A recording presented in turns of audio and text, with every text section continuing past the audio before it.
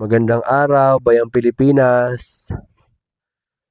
At ayan, ipapakita ko nga sa inyo kung paano ako nag-i-inject ng glutathione sa sarili ko. So, Glutapush, kailangan natin ng 10cc syringe, vein kit. Yan, vein kit ang tawag dyan. Goma, rubber na pangtali at instead ng micropore. Yan yung brand ng glutathione, so Tachonel, FDA approved. Yan din yung ginagamit namin sa mga client namin guys sa clinic. So ayan, prepare mo natin yung 10cc.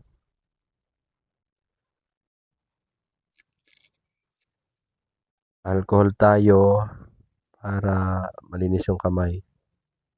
Ang proper procedure dyan ay you need to wear your gloves talaga dapat.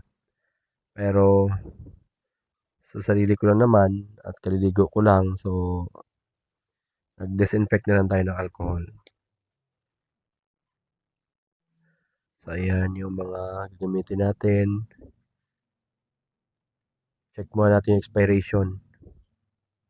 Ampules ang tawag dyan guys. At ayan, ganyan mag-prick. Kung saan yung kulay, dapat palayo yan sa'yo. At mas maganda yung may sapin para kung sakaling madurog, hindi tayo nasusugat. Bote kasi yan. So, posibleng madurog. Yan, buksan na rin natin yung vein kit.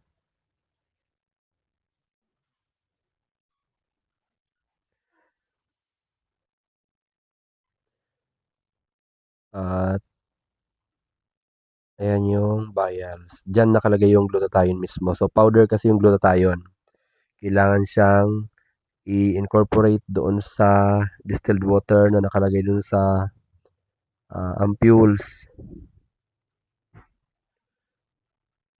At aspirate natin yung distilled.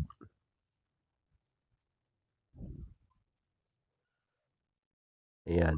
Sa pag-aspirate, wala namang proper technique. Ang importante, maubos mo yung laman.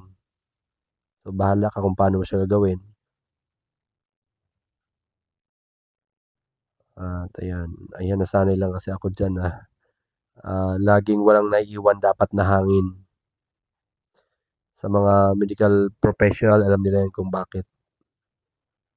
Ayan. Ako nga pala nag-i-inject sa sarili ko dahil kabisado ko naman din yung procedure niyan at nursing graduate ako. So, yung mga ganyang procedure, mani na lang dahil 2 taon din ako nag-OJT sa mga hospitals. At ganyan ako mix o tawag dito, maghalo, may mag-shake, sorry, para mahalo. So, ganyan ang procedure sa hospital para ma-mix na maayos. So, hindi ako licensed guys, pero hindi naman din ako nag-inject sa clinic. May nurse talaga kami taga-inject.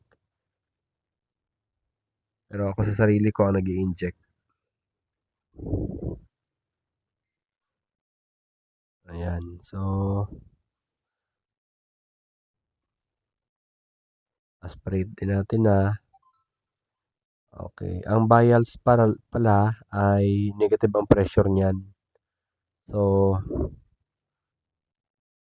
mas maganda kung ako naglalagay ako ng pressure para madali siyang higupin, hindi matigas.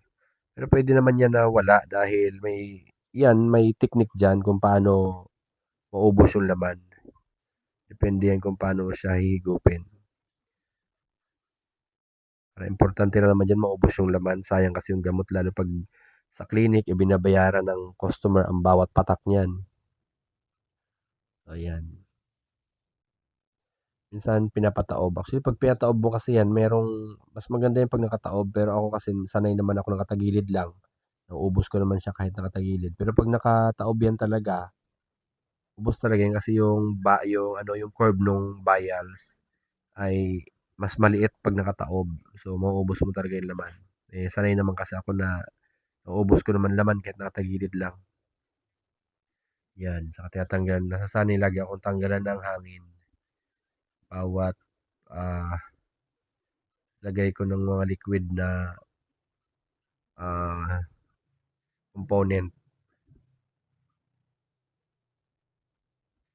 So, papalitan natin ng vein kit.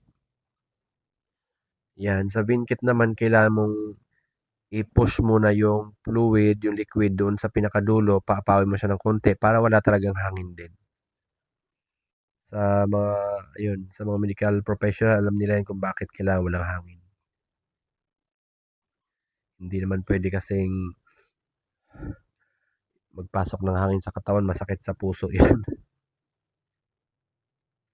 Hindi naman yan nakakamatay kung sakaling meron, kaya lang, hindi talaga dapat, wala talaga dapat hangin. Yan, medyo nahirapan ako magtali niyan dahil meron talagang pantali na na pang personal use na papasok mo sa kamay mo, higpitan mo lang. Yung parang BP app. Yung panghigpit sa BP apparatus, ano yung tawag doon? Basta. Pero wala ako noon. Kaya goma. Yan yung pinagtyagaan ko itali dyan. Yan din kasi ginagamit namin sa clinic. So, nurse naman kasi ang nandun. Kaya sanay din siyang gumamit. Ganyan kasi sa hospital, goma din yung gamit. Inihigpitan pala yung tiyatalian para mas sensible at madaling malocate yung mga ugat. Yan. So, yung procedure niya, hindi ko na pinapakita yung iba kasi bawal naman kay Facebook. At ayan, baka ikat ko na. So, ganyan. Pag naturo ko na, so hanggang doon lang tayo. Ang importante lang naman dyan, wag yang lang sa isang ugat para hindi, pag next sa susunod na session, wag naman doon palagi para hindi na trauma yung ugat.